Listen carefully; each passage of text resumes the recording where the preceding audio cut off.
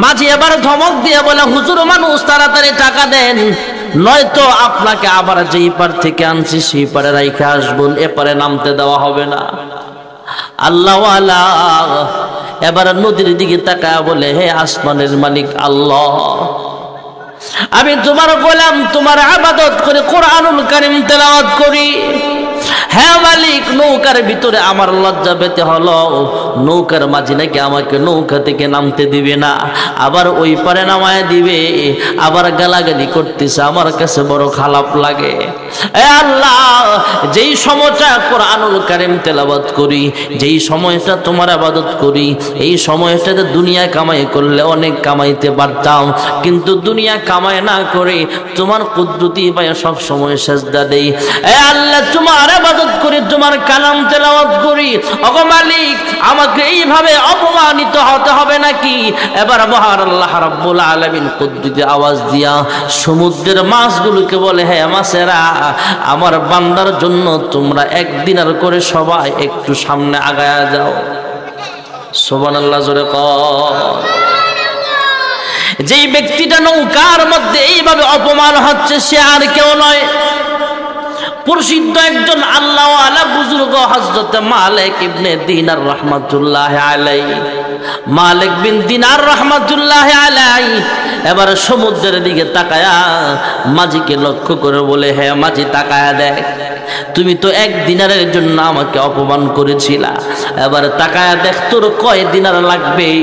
হাজার হাজার মাস, হাজার হাজার মাস নদীর নিচ থেকে, পানির নিচ থেকে একটা করে স্বর্ণের টাকা নিয়ে এইভাবে পানির উপরে ভাসা গেছে। যেরকম সুবহানাল্লাহ। মালিক ইবনে দিনার আবার মাঝিকে ধমক দিয়া বলে, হ্যাঁ মাঝি, তুমি এক দিনারের জন্য আমাকে অপমান করলে, এবার কয় দিনার লাগবে তোমার নিয়ে নাও।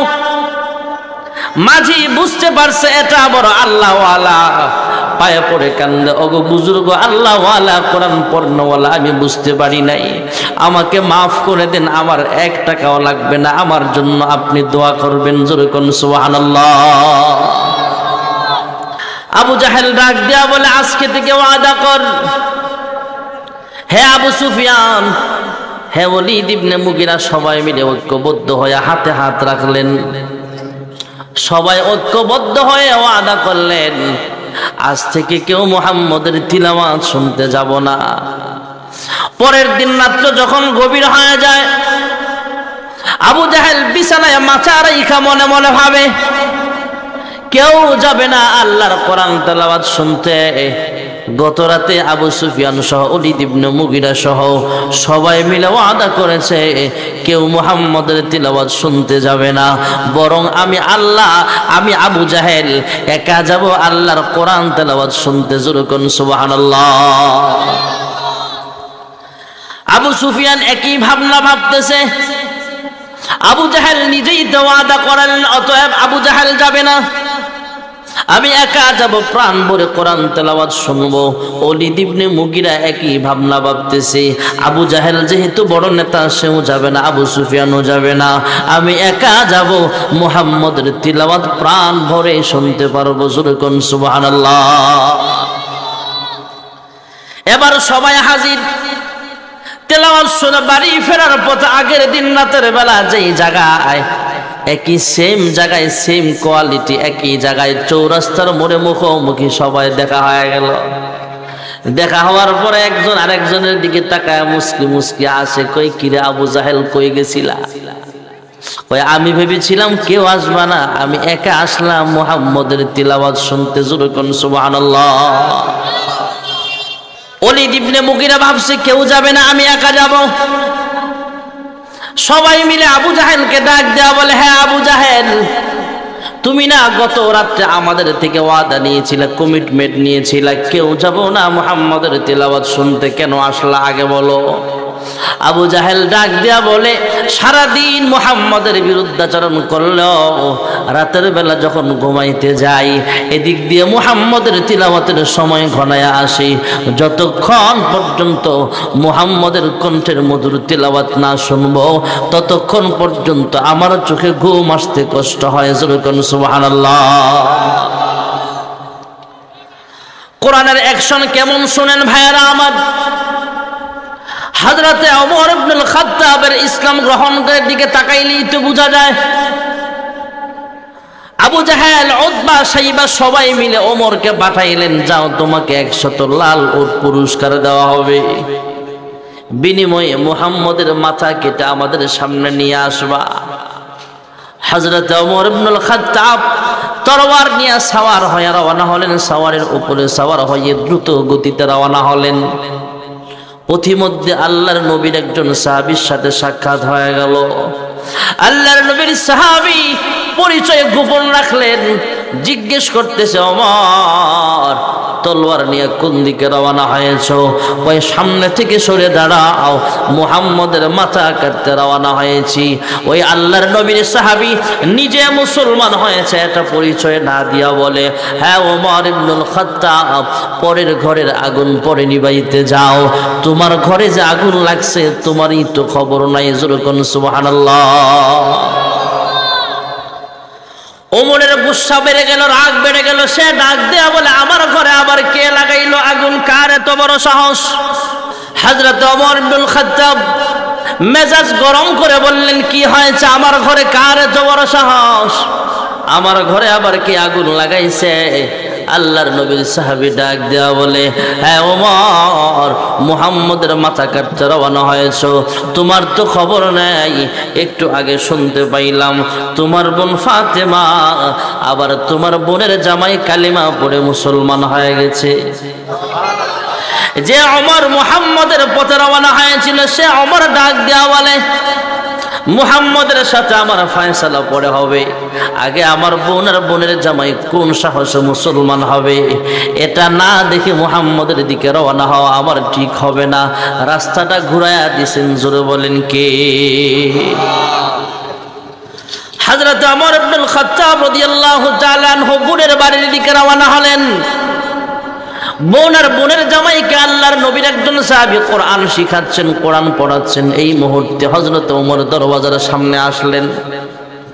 দরওয়াজার কাছাকাছি দরওয়াজায় আওয়াজ দেওয়ার আগে ভিতরের কোরআন তেলাওয়াতের আওয়াজ ওমরের কানের মাধ্যমে অন্তর পর্যন্ত আল্লাহ পৌঁছায় দিয়েছেন। ভেতরে কে যেন তেলাওয়াত করে, তহা মা আনজালনা আলাইকাল কুরআন লিতাশকা। হযরত ওমর ঘরে ঢোকার আগে কোরআনের আওয়াজটা আল্লাহ অন্তর পর্যন্ত পৌঁছায় দিয়েছেন। সুবহানাল্লাহ বলেন। হযরত ওমর এবার দরওয়াজায় নক করলে ভেতর থেকে বোনের জামাই দরওয়াজা খুললেন। বোনের জামাইকে মারতেছে। এই মুহূর্তে বোন ফাতেমা ডাক দিয়া বলে, হ্যাঁ ভাই ওমর, তোমার শরীরে যেমন রক্ত আছে আমার শরীরেও কিন্তু রক্ত আছে। তুমি যেমন, তুমি যেই মায়ের সন্তান আমিও কিন্তু সেই মায়ের সন্তান। তুমি যেই বাবার সন্তান আমিও কিন্তু সেই বাবার সন্তান। আমাকে ভয় দেখায়ও না। মারতে মারতে দুনিয়া থেকে বিদায় করতে পারবা। আল্লাহর কসম, এক মুহূর্তের জন্য কালেমা ছাড়তে আমি রাজি হব না। আর জোরে আল কোরআনের সৈনিক আমি, নেই কো পরাজয়, এক আল্লাহর গোলাম আমি, এই তো পরিচয় আমার, এই তো পরিচয়। এই পৃথিবীর সবই নকল, এই পৃথিবীর সবই নকল, আসল কিছু নয়, এক আল্লাহর গোলাম আমি, এই তো পরিচয় আমার, এই তো পরিচয়। ঠিক না বেঠি? হযরত ওমরের মনটা আস্তে আস্তে নরম হয়ে গেলে এবারে ডাক দিয়া বলে, হ্যাঁ বোন, একটু আগে বাহির থেকে যে কোরআনের শব্দ পেয়েছিলাম, আওয়াজ পেয়েছিলাম, তোমরা যেন কি পড়তেছিলা, ওই কাগজখানা আমার হাতে দাও, আমি একটু তিলাওয়াত করে দেখতে চাই। জোরে কোন সুবহানাল্লাহ। বোন ফাতেমা বলে, তুমি এই মুহূর্তে নাপাক, লা ইয়ামাসসুহু ইল্লাল মুতাহহারুন, তুমি গোসল করো, ওযু করো, চলো রাহমাতুল লিল আলামিনের দরবারে তোমাকে নিয়ে যাওয়া হবে।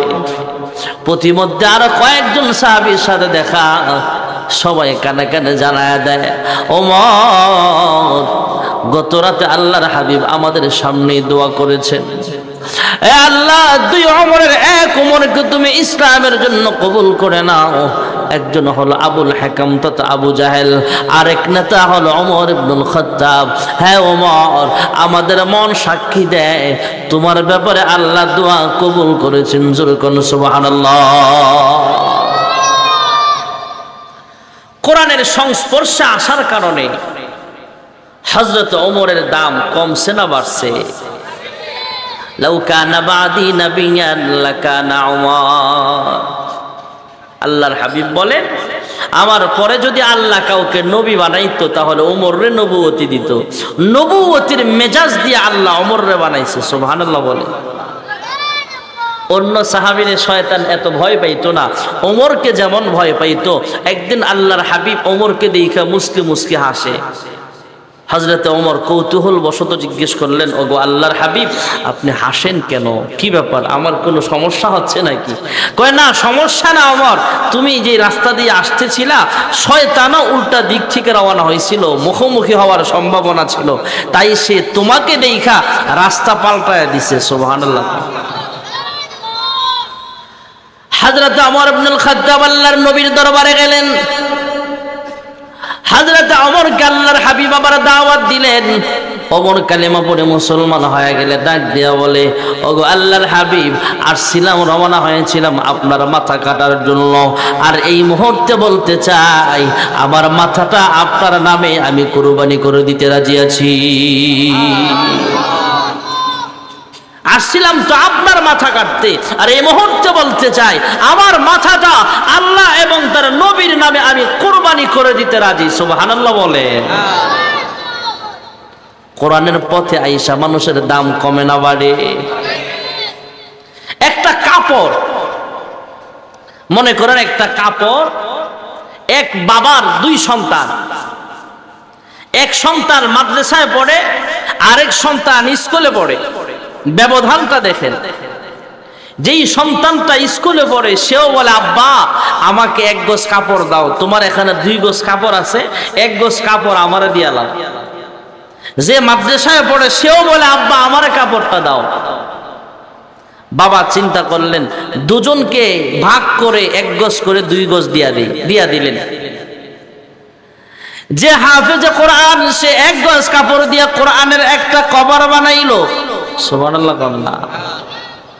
আর যে স্কুলে পড়ে, এই নিয়ে যেহেতু ফুটবল খেলে, ফুটবল খেলার জন্য একটা কিছু বানাইলেন, ফুটবল রাখার জন্য একটা প্যাকেট বানায়, সেই প্যাকেট বানাইলেন।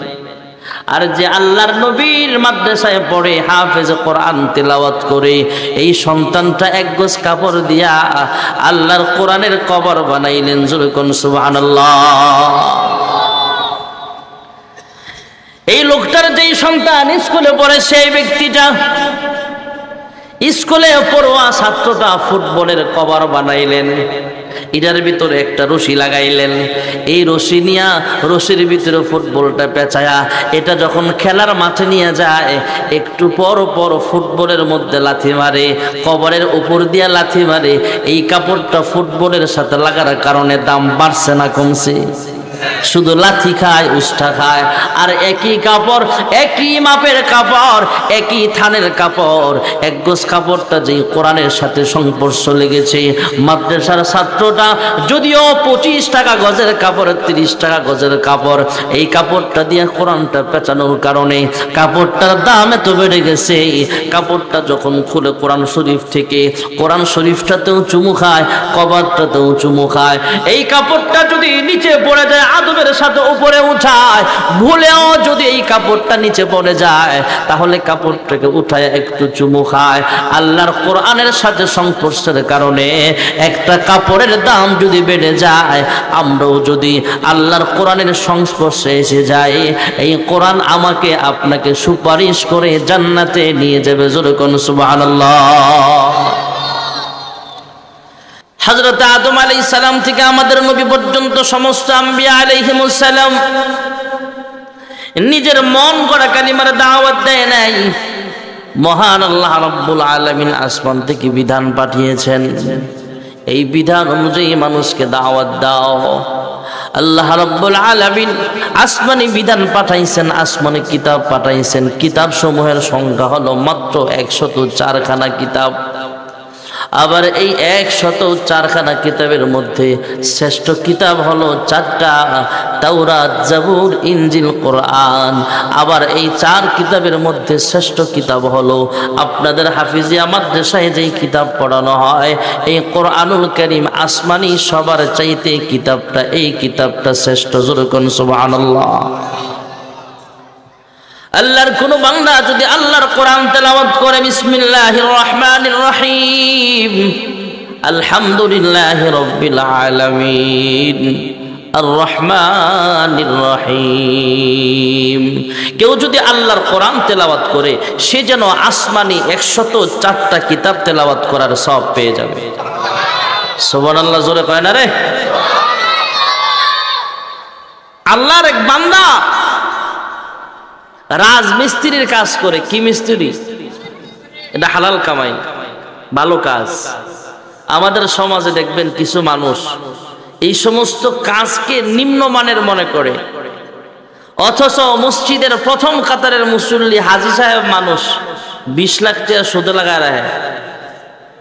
এমন নাই? নাই, আমগো গ্রামও আছে। আপনার গ্রামের মানুষ বালা সাইস্টুলো বইয়া যে ফতুয়া মারে, কয় চেয়ারম্যান বালানা, মেম্বার বালানা, এমপি বালানা, মন্ত্রী বালানা, লাস্টে ইমাম সাহেবরাও ছাড় দেয় না, হুজুরটাও বেশি সুবিধা না। সব বালা হেতে বয়া বয়া মোমবাতি টানে আর 20 লাখ টাকা সুদে লাগায় রাখছে। এমন আছে না নাই? আর ইমাম সাহেব যদি সুদের বিরুদ্ধে কথা বলে, ঘুষের বিরুদ্ধে কথা বলে, জুমার পরে আন্দোলন করে খতিব সাহেবের বিরুদ্ধে। এমন আছে না নাই? ও সুদখোর ঘুষখোরেরা, তোমাদের চোখ রাঙ্গানিতে ওলামাই কেরাম ভয় করে না? ওলামাই কেরাম হক কথা বলেছে, বলেই যাবে। জোরে কোন ঠিক না বেঠিক? কি হবে আলেম হয়ে ইমাম সেজে সমাজেতে, যদি পারো সত্য কথা উচ্চ স্বরে না বলিতে। ঠিক না বেঠিক? জোরে কোন। আপনারা কইলেও ঠিক, না কইলেও ঠিক। ঠিক কইলে একটু জোরেই কয়েন, ঠিক না বেঠিক?